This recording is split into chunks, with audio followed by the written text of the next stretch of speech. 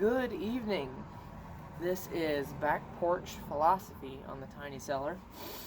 It is December 11th, 2019, and it is around 10:30 at night.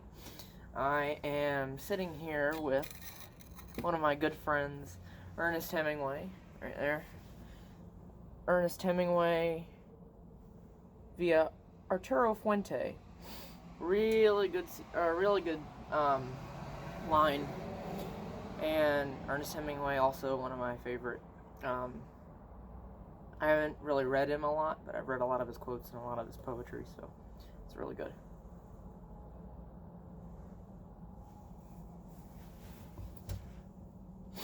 And a cup of hot Earl Grey tea.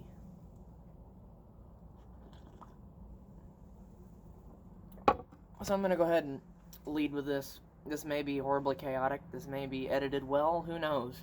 But generally, my thoughts and my culminations of everything aren't really culminations. They're much like a Kafka book. They are wildly all over the place.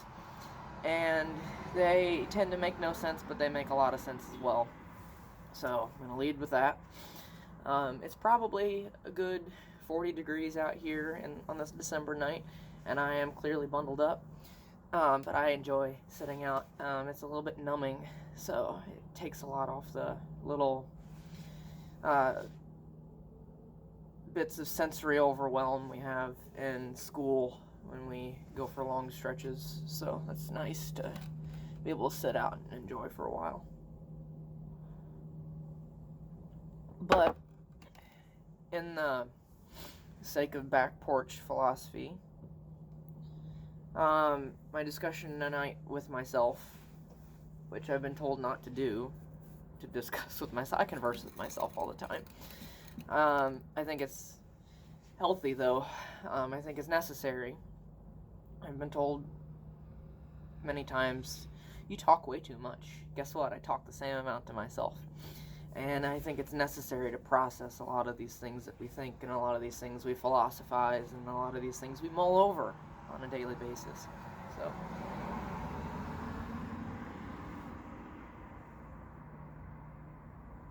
and hence, Back Porch Philosophy. We have on our campus cars that go by all the time, so I'm going to try to time this puppy with them a little bit more, so you don't your car's over the talking. So, my first topic on the Back Porch Philosophy list for tonight is tools versus nothingness on our journey of finding ourselves. So, some people never find themselves. They're always changing, which that can be good in a sense. Sometimes people find themselves always changing, and that's how they find themselves. But my whole polarity on that one is tools versus nothingness. Do we find ourselves through tools? So, what we read, what we take from other people, so perception being our reality. Or do we find ourselves truly through nothingness, just sitting and being still, being quiet, being receptive? I've heard a lot that when we go within to be ourselves and to just be, tools can be helpful sometimes, but when we do that, tools can overcrowd and overclutter our thinking. Which I agree to that. I do. But I also agree that we have seasons of both. We have seasons of using tools, using people. We have seasons of reading, of enjoying philosophy. We have seasons of taking from our environment and like absorbing our projections. That's one thing. And then we also have seasons of nothingness, and we flip back and forth between the two. Sometimes doing both at the same time. That can be another thing as well. Yeah.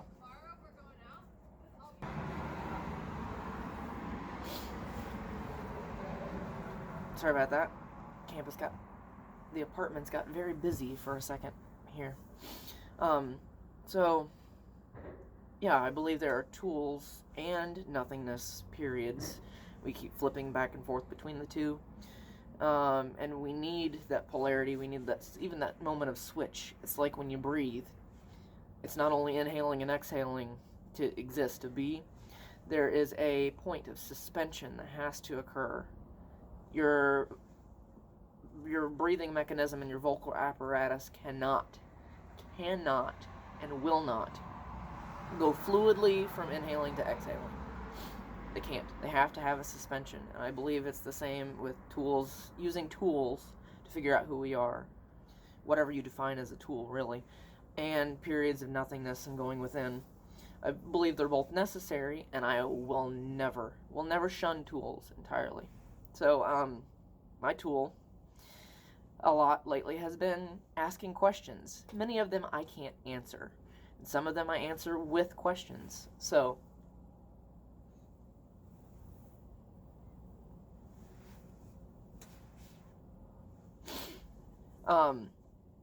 oftentimes when I answer a question with a question, it just leads to more questions, obviously, hence answering questions with a question. But now my next topic is asking questions, some rhetorical, some you can't even answer, some that lead to other questions, or do we just sit in the flow? I also believe this has seasons. So sometimes you just have to flow and be, and to live and just see. Inner Hemingway coming out there. And then sometimes you have to ask questions of yourself. Some of those may be in complete solitude, and some of them other people may never hear them. But it's nice to get thoughts from other people. So I've been doing a lot of questioning lately, and I just came off a period of flow. And I'll probably go back into flow sometime soon. It's just kind of a thing that happens.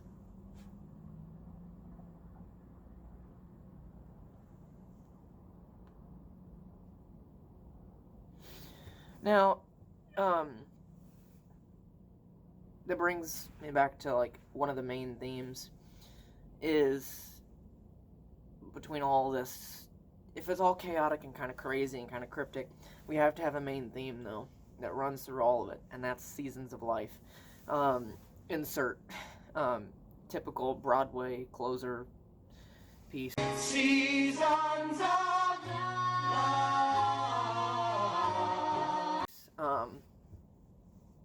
But yeah, the one thing that comes with chaos is also order. You can't have chaos without order.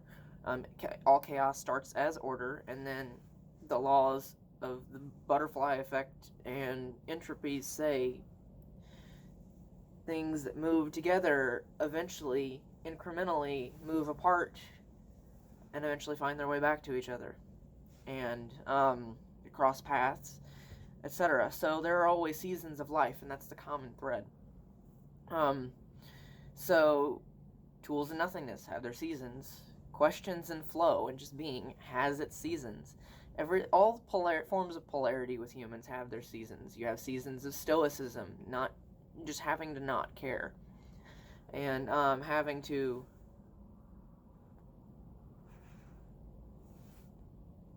just go on and live normally. Which normal is relative anyway. Nothing's ever typically normal. Even control groups are not necessarily normal because we're all different people. We're all human, but we're different people. So there is no normal. So life is going to have many seasons. It's going to. If anything's normal, it's not being normal. If anything is truly normal, as per the textbook definition, regularly occurring, it's chaos. And it's brilliant. I love it. But two big questions that I've been asking myself lately, which I have not been able to answer. They're sort of loaded questions, but also not. It's really weird, but that's how I've thought forever.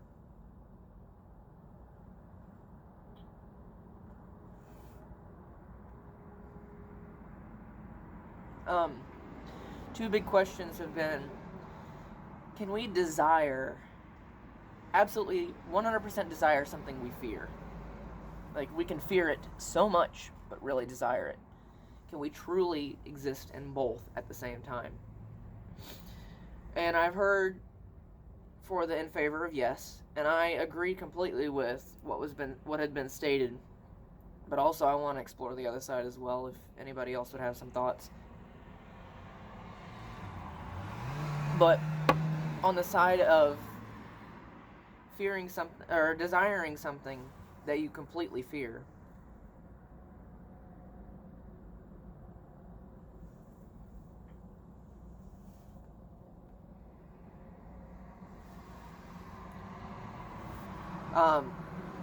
a point that was brought up to me by a good friend and a roommate of mine is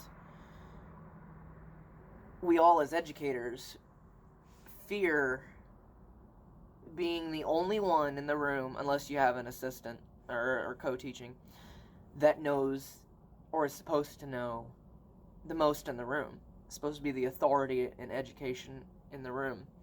We all really fear that because it is a position of authority that requires a lot of responsibility, especially in your first year. But also, there is the real love for the job and the rewards that comes with it. You desire that connection and like delivering the material and enriching other people's lives, but also you fear being the authority that knows the most information in the room.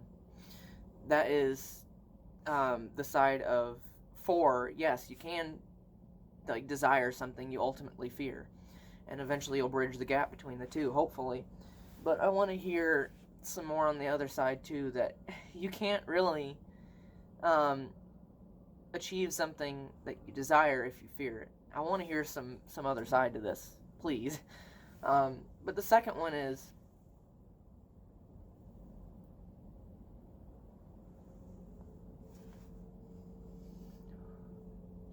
can you miss something or someone, whether it be a person, a concept, a thing, or something you can't even like tangibly describe? Can you miss something that you don't desire? So like, say in relationships or in connections with people, can you miss someone or the idea of someone, but not really want any interaction at all? Not want, not desire to see them? Can you miss someone and not have a desire towards that missing, or a point of taking action towards it? Or like, can you like desire an object or an item but not want it? Or can you miss it? If you once had it, could you miss an object that you lost but not desire another one? Like, oh yeah, I really miss that, but I don't want another one of them. Could you really truly miss it? That's another question that I've had, and I believe that you can. I believe that you can.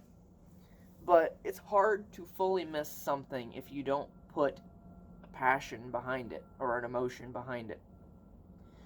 If you don't put a passion or emotion behind missing someone, or a desire to carry something out with them, then it's really hard to fully miss them. And if you miss them and you don't have some sort of passion or desire towards like interacting with them or going about your day seeing them or inquiring about them,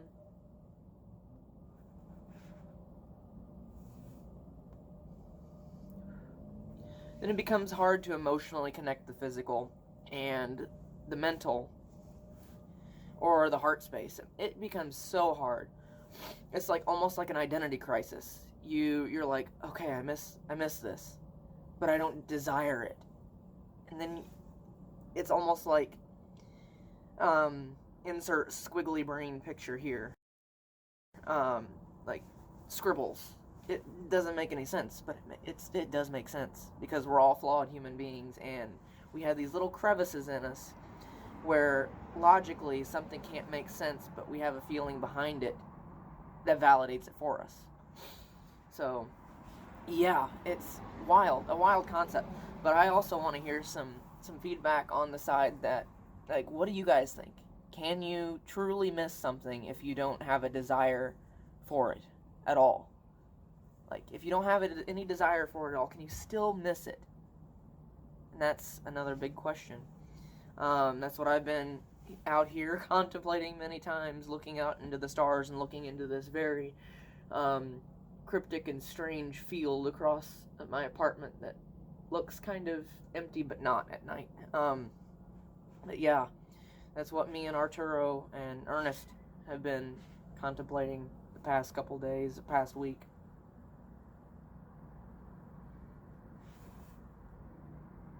I'll probably lead, or not lead. I'll probably end with an Ernest Hemingway quote or something. Insert edit here, as you do. But I hope you enjoyed the little bit of Back Porch Philosophy, as it applies to you or does not, or relates to you or does not, or intrigues you or does not. I mean, we all have our thing. So, hope you guys have a good rest of whatever period of time it is, and see you whenever.